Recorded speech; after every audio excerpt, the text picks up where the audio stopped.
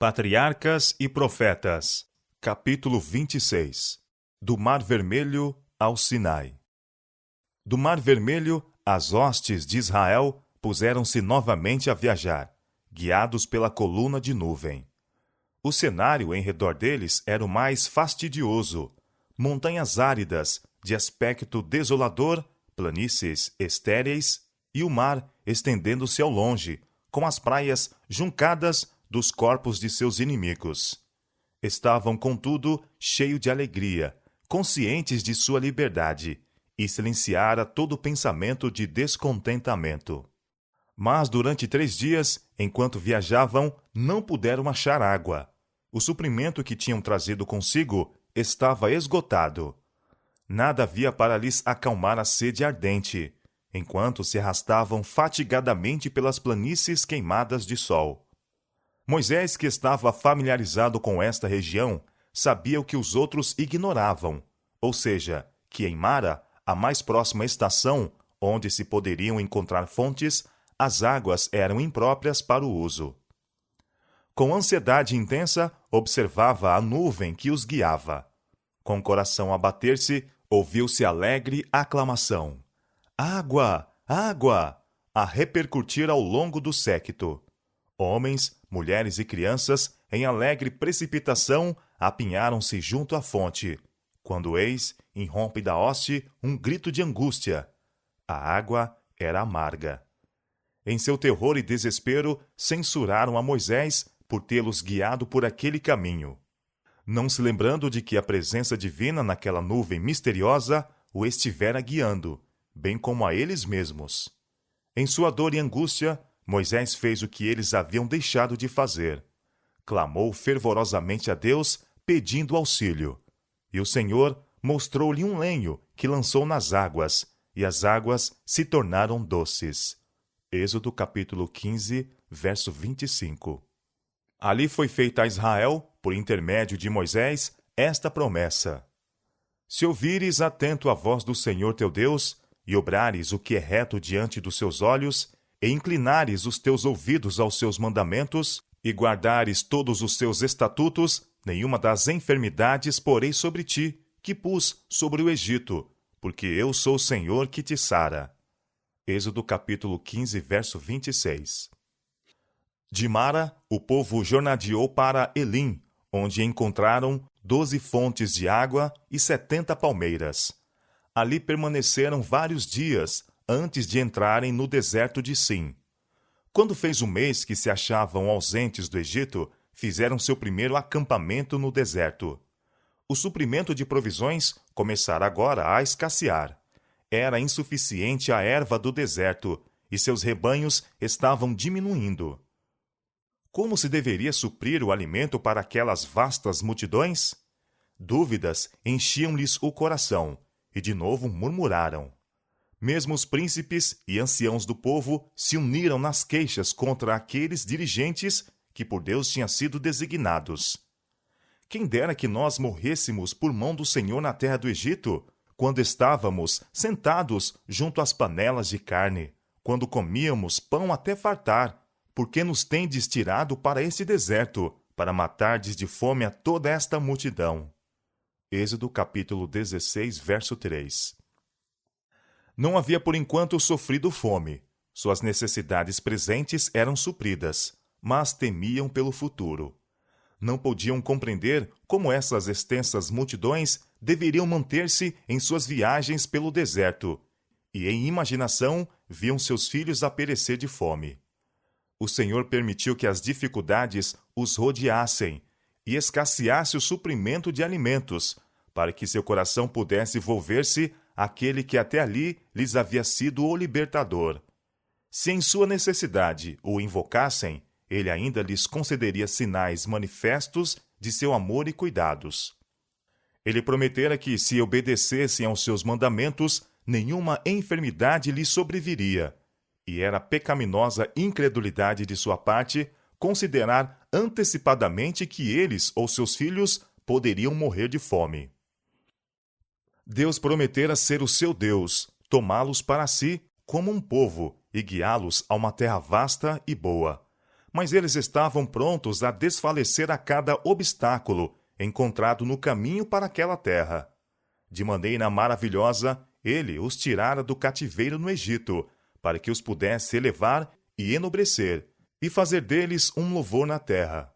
Mas era-lhes necessário encontrar dificuldades e suportar privações. Deus estava a tirá-los de um estado de degradação e a adaptá-los a ocuparem uma posição honrosa entre as nações, e receberem importantes e sagrados encargos. Houvesse tido fé nele, em vista de tudo o que operara por eles, e teriam de bom ânimo suportado incômodos, privações e mesmo o verdadeiro sofrimento. Mas estavam indispostos a confiar no Senhor, a não ser que testemunhassem as contínuas provas de seu poder. Esqueceram-se de sua amarga servidão no Egito. Perderam de vista a bondade e poder de Deus manifestos em prol deles em seu livramento do cativeiro. Esqueceram-se de como seus filhos foram poupados quando o anjo destruidor matou todos os primogênitos do Egito. Olvidaram a grande mostra do poder divino no Mar Vermelho. Perderam de memória que, enquanto atravessaram sem perigo pelo caminho que lhes havia sido aberto, os exércitos de seus inimigos, tentando segui-los, foram submersos nas águas do mar.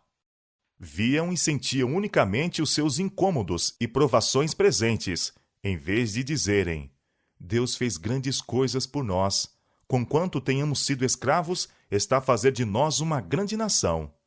Falavam eles das agruras do caminho e consideravam quando terminaria sua cansativa peregrinação. A história da vida de Israel no deserto foi registrada para o benefício do Israel de Deus até o final do tempo. O registro do trato de Deus aos errantes no deserto, em todas as suas marchas, de um lado para o outro, em sua exposição à fome, sede e cansaço, e nas notáveis manifestações de seu poder, em auxílio deles, acha-se repleto de advertências e instruções para o seu povo em todos os tempos. A experiência variada dos hebreus era uma escola preparatória para o seu lar prometido em Canaã. Deus quer que seu povo, nestes dias, reveja com humilde coração e espírito dócil as provações pelas quais passou o antigo Israel, a fim de que possa instruir-se em seu preparo para a Canaã celestial. Muitos consideram os israelitas daquele tempo e admiram-se de sua incredulidade e murmuração, achando que, se tivessem estado em lugar deles, não teriam sido tão ingratos. Mas, quando sua fé é provada, mesmo com pequenas aflições, não manifestam maior fé ou paciência do que fez o antigo Israel. Quando levados a situações angustiosas, murmuram contra o meio que Deus escolheu para os purificar. Posto que sejam supridos suas necessidades presentes, muitos não estão dispostos a confiar em Deus para o futuro. E se acham em constante ansiedade, receosos de que a pobreza lhes sobrevenha e seus filhos venham a sofrer. Alguns estão sempre a ver antecipadamente o mal, ou a aumentar as dificuldades que realmente existem, de modo que seus olhos ficam cegos às muitas bênçãos que lhes reclamam gratidão. Os obstáculos que encontraram, em vez de os levar a buscar auxílio de Deus, a única fonte de força, separaram-nos dele, porque despertam inquietação e descontentamento. Fazemos bem em assim ser duvidosos? Por que deveríamos ser ingratos e desconfiados? Jesus é nosso amigo. Todo o céu se interessa em nosso bem-estar, e nossa ansiedade e temor entristecem ao Espírito Santo de Deus.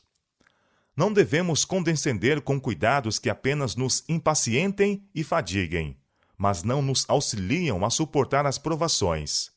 Nenhum lugar deve dar-se àquela desconfiança para com Deus, a qual nos leva a fazer dos preparativos para as futuras necessidades a principal preocupação da vida, como se nossa felicidade consistisse nessas coisas terrenas.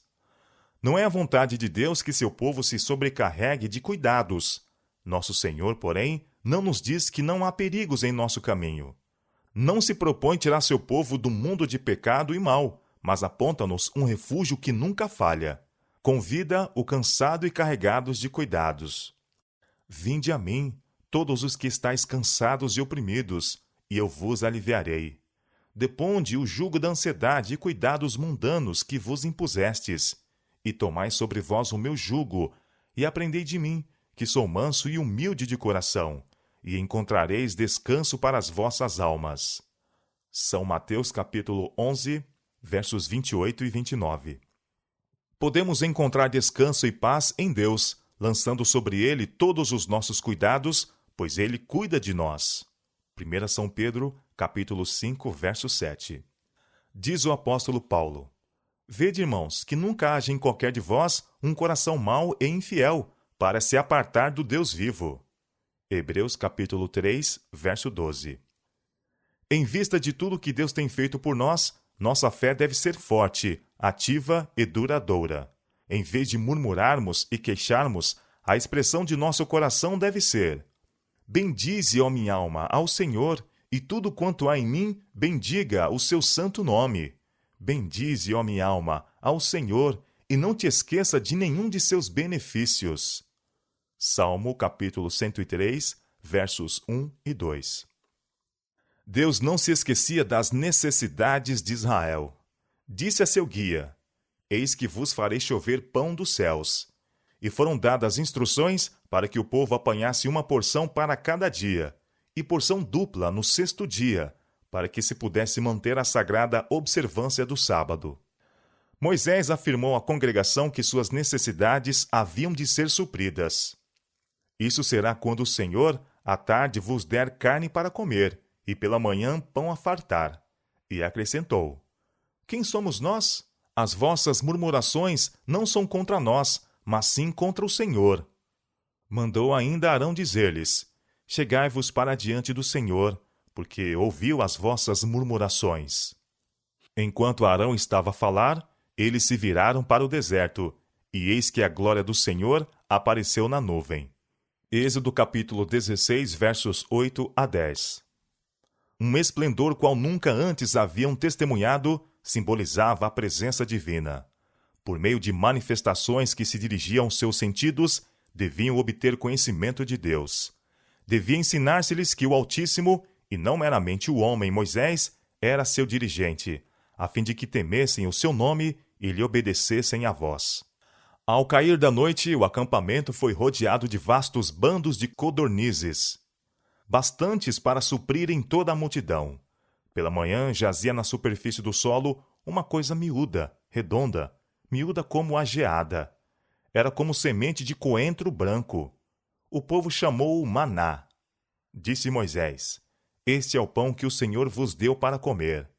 Êxodo capítulo 16, verso 14 e 15 e verso 31. O povo apanhou o maná e viu que havia um suprimento abundante para todos. Em moinhos o moía, ou num grau o pisava, e em panelas o cozia, e dele fazia bolos. Era seu sabor como bolos de mel. Números capítulo 11, verso 8 e Êxodo capítulo 16, verso 31. Determinou-se-lhes apanhar diariamente um gomer, aproximadamente 3 litros, para cada pessoa, e dele não deveriam deixar para a manhã seguinte. Alguns tentaram guardar uma porção até o dia seguinte, mas achou-se então estar impróprio para alimento. A provisão para o dia deveria ser colhida na manhã, pois tudo o que ficava no solo derretia-se com o sol. No colher o maná, verificou-se que alguns obtinham mais e alguns menos do que a quantidade estipulada. Mas, medindo com gomer, não sobejava ao que colhera muito, nem faltava ao que colhera pouco. Êxodo capítulo 16, verso 18. Uma explicação dessa passagem, bem como uma lição prática da mesma, é dada pelo apóstolo Paulo em sua segunda epístola aos Coríntios. Diz ele: Não digo isto para que os outros tenham alívio, e vós opressão, mas para a igualdade.